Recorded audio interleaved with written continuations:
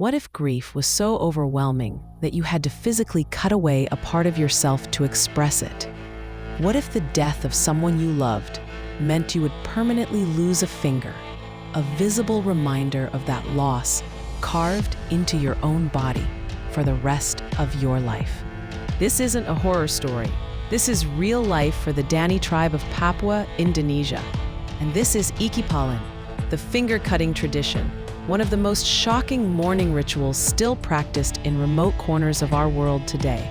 Deep in the highlands of Papua, Indonesia, nestled in the fertile Baliem Valley surrounded by towering mountains, lives the Dani tribe. An estimated 250,000 people call this remote region home. The valley is so isolated that the only way in or out is by plane. For thousands of years, the Dani lived completely cut off from the outside world, unknown to anyone beyond their mountains. Then in 1938, an American explorer named Richard Archbold flew over the region and spotted something incredible. Thousands of people living in traditional villages, practicing ancient customs that hadn't changed in millennia. The world had just discovered one of its last untouched tribes. Today, if you visit Wamena, the main town in the Baliem Valley, you'll see something that will stop you in your tracks. Elderly women selling fruit at the market, women weaving traditional bags, grandmothers holding their grandchildren, and almost all of them are missing fingers. Not one or two, sometimes 5, 6, 7 fingers gone. Just stumps remaining where fingers should be. These aren't accidents, these aren't birth defects, these are deliberate amputations. Each missing finger represents a death, a parent, a sibling, a child, a husband. Every loss is marked permanently on their hands. To understand this tradition, you need to understand how the Dani view grief itself. For them, emotional pain alone isn't enough to express the devastation of losing someone you love. The pain must be physical. It must be visible. It must be permanent. The fingers in the Dani tribe symbolize unity and strength. Think about your own hands. Your fingers work together as a team. They grip, they hold, they function as one unit. When you lose fingers, your hand becomes weak, clumsy, unable to function properly. This is exactly the point. When someone dies, the family is diminished. The unity is broken. The strength is gone. Cutting off a finger makes that loss tangible. Your body now reflects what your family has experienced. You are literally incomplete, just like your family is incomplete. The tradition is called ikipalin, and it's been practiced for generations. The ritual is typically carried out by another close relative, and the belief is that it keeps the agitated spirit of the deceased at bay while symbolizing the sorrow of bereavement. The ritual itself is brutal and shocking. When someone dies, the family gathers. The women know what must be done. Usually it's the older women who participate, though occasionally men do as well. Young girls are sometimes spared, but not always. Here's how it happens. The woman who will lose a finger sits down. A close family member, usually a parent or sibling, prepares to perform the amputation.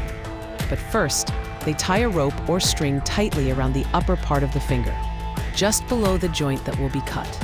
They leave it there for about 30 minutes. Why? To cut off blood flow, to make the finger go numb, to reduce the pain of what comes next. Once the finger is completely numb and bloodless, the family member takes a sharp tool. Traditionally, it was done using a stone axe. Today, they might use a knife or machete. Then, with one swift motion, they cut through the joint. The top portion of the finger is severed. The pain, even with the numbness, is excruciating, but the woman doesn't scream or cry out. She endures it silently. This is her sacrifice. This is her way of honoring the dead. The severed fingertip doesn't just get thrown away. It is burned and buried as an offering to appease ancestral spirits. The Dani believe this helps ensure the deceased spirit will be at peace and won't haunt the living. But what about the bleeding stump left behind? There are no hospitals in the remote Baliem Valley, no doctors, no antibiotics. The Dani have developed their own methods. After cutting their finger, they immediately cover the wound with soft soil and wrap it in leaves and then tie it using cloth. The wound is cauterized, either with fire or simply by packing it with ash and earth to stop the bleeding. Traditional medicine uses botanicals and spiritual healing to prevent infection. Amazingly, most women survive this without complications. Their bodies heal. The stump becomes a permanent reminder. But the horror doesn't stop there. This isn't a one-time event. Every time someone in the family dies, the ritual happens again. Another death, another finger lost. Meet Kewarike Logo, a 65-year-old woman from Wosilimo village. She lost her index, middle, ring, and little fingers on both hands, one by one at different stages of adulthood, leaving only her thumbs. When you see her trying to sell fruit at the market, struggling to grip and hold the citrus with just her thumbs, you witness the accumulated weight of her grief made visible. She cut her fingers when her parents died, then again when other close family members passed. Each amputation marked another devastating loss. Her disfigured hands mark a long history of loss. This is the reality for countless Dani women. Some elderly women have lost 7 or 8 fingers. They can barely use their hands anymore. Simple tasks become incredibly difficult, but for them, this difficulty is the point. The physical struggle reminds them daily of those they've lost. There's an even more disturbing aspect to this tradition. Some mothers bite their infant daughter's fingers off, believing it will guarantee the child a long life or make them stand out. Baby girls, only days or weeks old, have fingertips bitten away by their own mothers. These children grow up never knowing what it's like to have complete hands. The Dani don't see this as barbaric or cruel. For them, it's deeply meaningful. It's an act of love. The practice carries social meaning as a symbol of affection for loved ones, religious meaning rooted in spiritual beliefs, and cultural meaning as a custom passed down through generations. They believe several things about finger cutting. First, that it demonstrates the depth of their grief. Anyone can cry. Tears are temporary. But cutting off your finger? That's permanent proof that you loved someone enough to sacrifice part of yourself. Second, they believe that by cutting their finger, they can avoid calamity and bad luck that befalls them in the form of family grief and successive illnesses. If they don't perform the ritual, more deaths might follow. More family members might die. The spirits might be angered. Third, it's about respect and social standing. If they don't do it, they will no longer be respected by family members who have carried out the tradition. A woman who refuses to cut her finger when a parent dies might be seen as cold, unloving, or disrespectful to the deceased and to her ancestors. The tradition creates a visible hierarchy of grief in the community. When you meet a Dani woman, you can literally count her losses by looking at her hands. 8 missing fingers? She's experienced profound loss. She's someone who has suffered greatly. She's earned respect through her sacrifice. The Dani aren't alone in practicing extreme mourning rituals. Throughout human history, cultures have found ways to make grief physical and visible. Some slash their skin, some pull out hair, some fast for weeks. The Dani cut fingers. Anthropologists who study the tribe point out that this practice serves multiple purposes beyond just expressing grief. It reinforces community bonds. When everyone participates in the same painful ritual, it creates solidarity. It says we're all in this together. We all suffer when one of us dies. It also provides a clear, defined way to process grief. In Western cultures, we're often told to just get over it or move on after someone dies. But how do you know when you've grieved enough? The Dani have a concrete answer. You've grieved enough when you've sacrificed a finger. The ritual provides closure. Furthermore, it transforms internal, invisible emotional pain into external, visible physical pain. Grief can feel overwhelming and abstract, but physical pain, that's concrete, that's manageable. That's something you can point to and say, this is how much it hurts. However, this tradition has come under intense scrutiny and opposition in recent decades. The Indonesian government officially banned the practice years ago. They consider it a form of self-mutilation that violates human rights and causes unnecessary harm, particularly to women and children who have no choice in the matter. Health officials point out the serious risks. If the amputation is not performed in a clean atmosphere, there is significant danger of infection. In a remote area with no hospitals, a simple infection from a finger amputation can become life-threatening.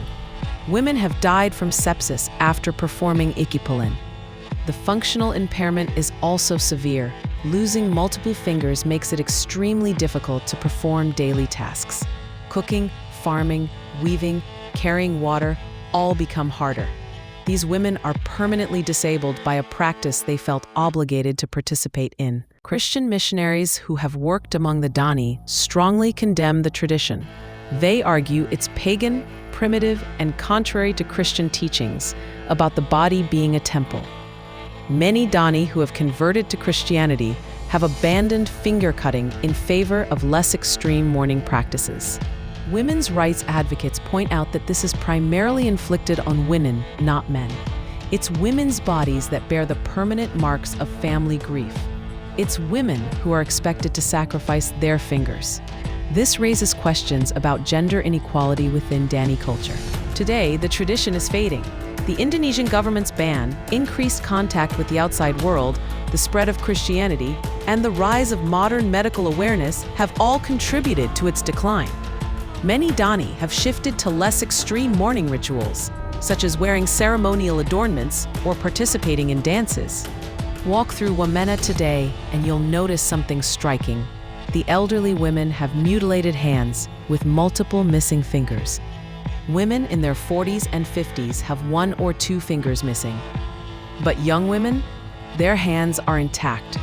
The tradition has been largely abandoned by the younger generation. The practice was officially banned a few years ago, and enforcement has been relatively effective in accessible areas. However, it's believed that this unusual practice of finger amputation still goes on behind closed doors in the most remote villages where government authority doesn't reach. Some Dani, particularly elders, lament the loss of this tradition. For them, it represents a weakening of cultural identity. They worry that without these practices, the younger generation will forget who they are and where they came from. They suggest that traditional elders and the government continue to preserve this tradition properly so it can be passed on to future generations. But most young Dani disagree. They've been exposed to the outside world through education, tourism, and the internet. They see their grandmothers struggling with simple tasks because they have no fingers. They've learned about infection, disability, and human rights. They've chosen a different path. The finger-cutting tradition of the Dani tribe forces us to confront uncomfortable questions about cultural relativism. Should we respect all cultural practices simply because they're traditional? Or are there universal human rights that transcend culture? It's easy for outsiders to condemn this practice. We can call it barbaric, primitive, or cruel. We can point to the permanent disfigurement, the risk of infection, the functional disability it causes. We can argue that no tradition justifies mutilating the human body. But is that fair? Western cultures accept many forms of body modification: tattoos, piercings, plastic surgery. We pierce babies' ears without their consent. We circumcise infant boys for religious reasons. We applaud mothers who donate their kidneys to save their children. How is permanently altering your body to save a life different from permanently altering your body to honor the dead? The Dani would argue that outsiders simply don't understand. This isn't violence. This is love. This isn't mutilation. This is sacrifice. This isn't oppression. This is tradition. The pain is temporary. The loss is permanent. But so is the love it represents. The story of the Dani tribe and their finger-cutting tradition is ultimately a story about how cultures cope with one of humanity's most universal experiences: death, loss, grief. Every society has developed its own ways of honoring the dead and processing grief. Some build elaborate tombs, some hold enormous funerals, some wear black for a year, some plant trees. The Dani cut fingers. Is their way more extreme than others? Absolutely. Is it more shocking? Without question. But is it less valid? That's the question we each have to answer for ourselves. What we can say with certainty is that this tradition is disappearing. Within a generation or two, it will exist only in photographs and anthropology books. The elderly women with mutilated hands are living reminders of a practice that's fading into history. Whether that's progress or cultural loss depends on your perspective. The Indonesian government sees it as progress. Human rights advocates see it as progress. Young Dani people, for the most part, see it as progress. But some elders see it as loss.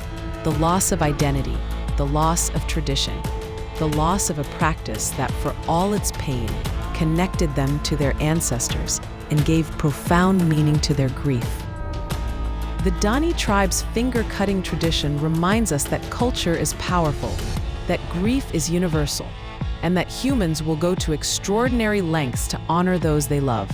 It challenges our assumptions about the body, about pain, about tradition, and about what it means to mourn.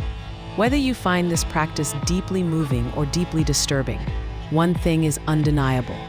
Those elderly Dani women with their mutilated hands have loved deeply and lost much. Every missing finger tells a story.